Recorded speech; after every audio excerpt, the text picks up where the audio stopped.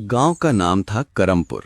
न बहुत बड़ा न बहुत छोटा, बस ऐसा गांव जहां हर किसी को हर किसी की खबर रहती है। यहां कोई नया आदमी आए तो अगले ही दिन पता चल जाता है कि वो कहां से आया, किसकी यहां रुका, क्या खाया और किससे बात की। गांव के बीच वाली सड़क के किनारे एक खुली जगह थी, लेकिन दोपहर के वक्त ठीक 12 बजे के आसपास वहां एक ठेला आकर टिक जाता। ठेला लगाने वाला था विनोद। उम्र करीब 33-34, चेहरे पर हल्की थकान, पर आंखों में ऐसी शांति जैसे वो दुनिया की भागदौड़ से अलग चलता हो। और सबसे कमाल की बात यह थी कि विनोद जो बनाता था मटन चावल, वो भी मुफ्त। पहले दिन गांव वालों को लगा शायद किसी की मन्नत होगी।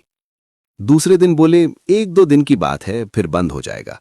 तीसरे दिन गांव के लोग सच में चौंक गए, क्योंकि विनोद रोज वही करता रहा, प्लेटें भरता और पैसे लेने का नाम तक नहीं करता। विनोद की पहली ग्राहक रोज की तरह कमला अम्मा थी। उम्र 70 पार, कमर थोड़ी झुकी, लेकिन आवाज में वही दम जो सिर्फ बुजुर्गों के पास होता है। कमला अम्मा रोज हाथ में स्टील की कटोरी लेकर आती, ठेले के सामने रुकती, नाक ऊपर करके खुशबू पकड़ती और बोलती, अरे विनोद, आज तो मसाले की खुशबू पूरे रास्ते पकड़ में आ गई। लगता है देग में फिर जान डाल दी तूने। विनोद हल्की हंसी हंसता। अम्मा, आप तो बिना देखे बता देती हो क्या बना है। कमला अम्मा कटोरी आगे करती और आवाज थोड़ा धीमा कर देती। बेटा, ये रोज मुफ्त खिलाना ठीक है, पर कब तक? मटन सस्ता नहीं होता, थोड़ी कमाई भी कर लिया कर। विनोद चावल का ढेर लगाता, ऊपर से मटन का टुकड़ा रखता और बिल्कुल आराम से बोलता, अम्मा, आप बस खाइए, बाकी चीजें मेरे जिम्मे हैं। कमला अम्मा आंखें सिकोड़ती। जिम्मा विम्मा छोड़, साफ बता, पैसे कहाँ से आते हैं? विनोद बात टाल देता। आज चावल नरम बने, पहले चखो फिर डांटना। ठीक है, आज छोड़ रही हूँ, लेकिन याद रख, मुफ्त की चीज पर गांव सबसे पहले शक करता है। विनोद ने कुछ नहीं कहा, बस देग में चमचा चलाया और अगले ग्राहक की तरफ ध्यान कर लिया। धीरे धीरे भीड़ बढ़ती गई। किसान, मजदूर, बच्चे, स्कूल के मास्टर, पास के गांव से आने वाले लोग सब वहीं जुटने लगे। लोग खाते, उंगलियां चाटते और फिर वही सवाल निकलता, मुफ्त क्यों? किसी ने कहा शहर में कोई बड़ा काम करके आया होगा, किसी ने कहा नहीं, ये कोई चाल है। लेकिन भीड़ में एक लड़का था जो सिर्फ खाने नहीं आता था, वो आता था टोह लेने। उसका नाम था सूर्या। उम्र 22-23, गांव की दुकान पर बैठने वाला, तेज दिमाग और हर चीज में घुसने की आदत। वो रोज आता, खाता और विनोद को उलझाता। एक दिन सूर्या ने प्लेट लेते हुए साफ बोल दिया, विनोद भैया, आज सीधी बात पूछ रहा हूं, कोई घुमा फिरा के जवाब नहीं चलेगा। विनोद ने मुस्कुराकर पूछा, कौन सी बात? ये मटन चावल मुफ्त, रोज इतनी भीड़, मटन, मसाले, घी, लकड़ी, खर्चा कितना बैठता है? तो कमाता क्या है? विनोद ने चमचा देग में रखा और सूर्या की आंखों में देखकर बोला, रोज आता हाँ है, खाता है, हाँ पेट भरता है, हाँ। तो फिर बाकी छोड़ दे। ठीक है, आज नहीं तो कल मैं पता लगा कर रहूंगा। विनोद ने बिना पलटे कहा। पता लगा ले, बस खाना मत छोड़ना। उस शाम सूर्या ने सच में फैसला कर लिया, आज पीछा करूंगा। ठेला खाली हुआ। विनोद ने ठेला खींचा और धीरे धीरे गलियों की तरफ बढ़ गया। सूर्या कुछ दूरी बनाकर पीछे पीछे चला। विनोद ने एक बार भी पीछे नहीं देखा, जैसे उसे फर्क ही नहीं पड़ता कि कौन देख रहा है। विनोद गांव के आखिरी हिस्से में एक छोटे से घर में गया। दरवाजा पुराना, अंदर बस एक चटाई, 2 बर्तन और कोने में बोरी में थोड़े से चावल।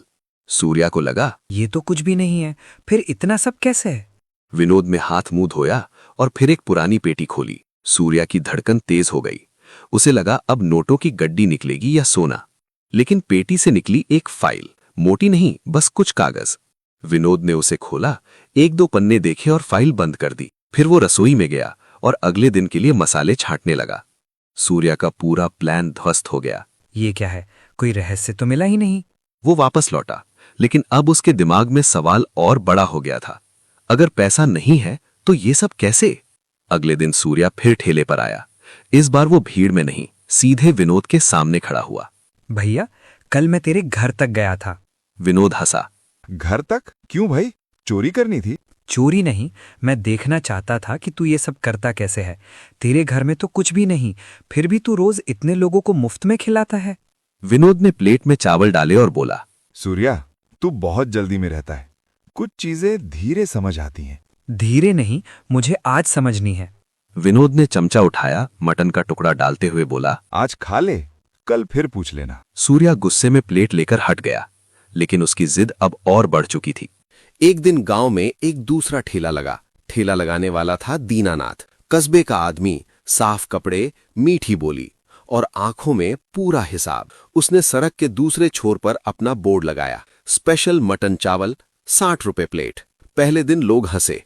अरे भाई, इधर मुफ्त मिल रहा है, उधर पैसे कौन देगा? दीनानाथ मुस्कुराया, जैसे उसे कोई जल्दी नहीं। मुफ्त की चीज पर भरोसा भी मत करना और आदत भी मत डालना। बस यही लाइन गांव में आग बन गई। दीनानाथ ने सीधे विनोद से लड़ाई नहीं की। उसने वो किया जो गांव में सबसे तेज काम करता है, जहर बोला और छोड़ दिया। एक दो लड़कों से बुलवाया। मुफ्त है, पता नहीं क्या डालता है। आजकल बीमारी का जमाना है, मुफ्त की चीज से बचो। धीरे धीरे बातें फैलने लगीं। पहली बार ऐसा हुआ कि दोपहर में विनोद ने देग चढ़ाई और भीड़ आधी रही। कमला अम्मा आई, लेकिन चाल धीमी थी। कटोरी आगे की और बोली, बेटा, आज कम लोग हैं। अम्मा, कभी कभी ऐसा हो जाता है। ऐसा नहीं होता, करवाया जाता है। किसी ने कुछ फैलाया है। लोग जो सुनते हैं वही मान लेते हैं। और तू अब भी चुप रहेगा? विनोद ने कटोरी भर कर दी। मैं अपना काम कर रहा हूं अम्मा। कमला अम्मा जाते जाते एक बात छोड़ गईं। चुप रहना भी कई बार गलत समझा जाता है। गांव में चुप्पी को लोग डर समझ लेते हैं। अफवाहें बढ़ीं तो बात सरपंच तक पहुंची। सरपंच का नाम था हरिचरण, सख्त आदमी, पर गांव का जिम्मा उसी पर था। सरपंच ने एक दिन दोपहर में ठेले पर आकर कहा, विनोद, गांव में बात हो रही है, तू साफ साफ बता दे पैसे कहां से आते हैं। मैं संभाल लेता हूं। सरपंच का चेहरा सख्त हो गया। ये जवाब नहीं है। दीनानाथ दूर खड़ा था, अंदर ही अंदर खुश। कल डॉक्टर को बुलाकर जांच करवा देंगे, तू बुरा मत मानना। ठीक है। अगले दिन डॉक्टर आया। उसने खाना देखा, सूंघा, चखा और बोला, खाना साफ है, कोई दिक्कत नहीं। भीड़ में राहत आई। कुछ लोगों ने दीनानाथ को ऐसे देखा जैसे वो पकड़ा गया हो। अच्छा ठीक है, अब तो सही होगा। लेकिन उसका असली खेल अभी बाकी था।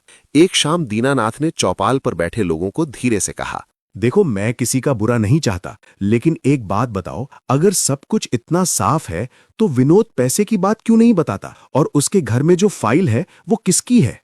बस फिर क्या था, लोगों के दिमाग में फाइल एक नई कहानी बन गई। कहीं वो फाइल जमीन के कागज तो नहीं?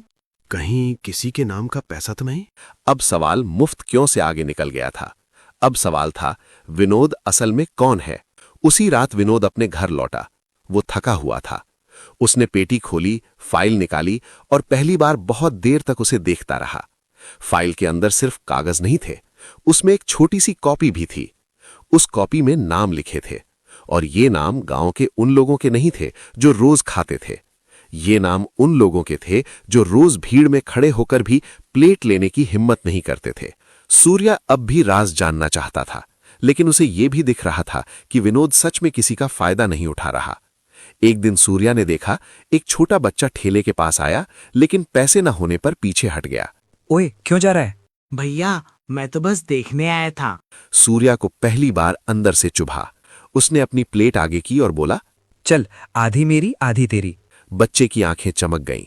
विनोद दूर से देख रहा था। उसने कुछ नहीं कहा, बस चुपचाप देग में चमचा चलाता रहा। लेकिन उस दिन सूर्या ने पहली बार महसूस किया, कभी कभी सवाल से पहले काम जरूरी होता है। दीनानाथ अब भी हार मानने वाला नहीं था।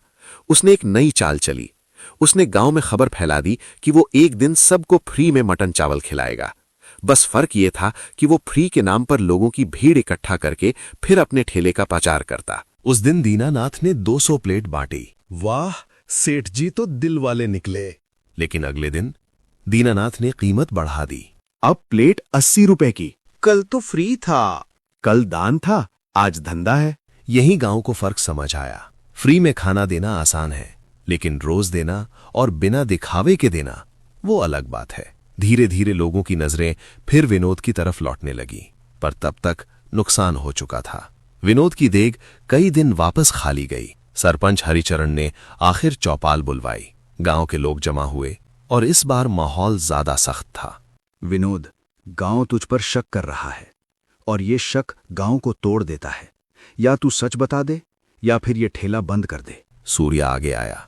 उसकी आवाज अब पहले जैसी अकड़ वाली नहीं थी। भैया बता दे, अब बात हाथ से निकल रही है। बेटा, हम सब तेरे खिलाफ नहीं हैं, पर गांव का दिमाग खराब हो गया है।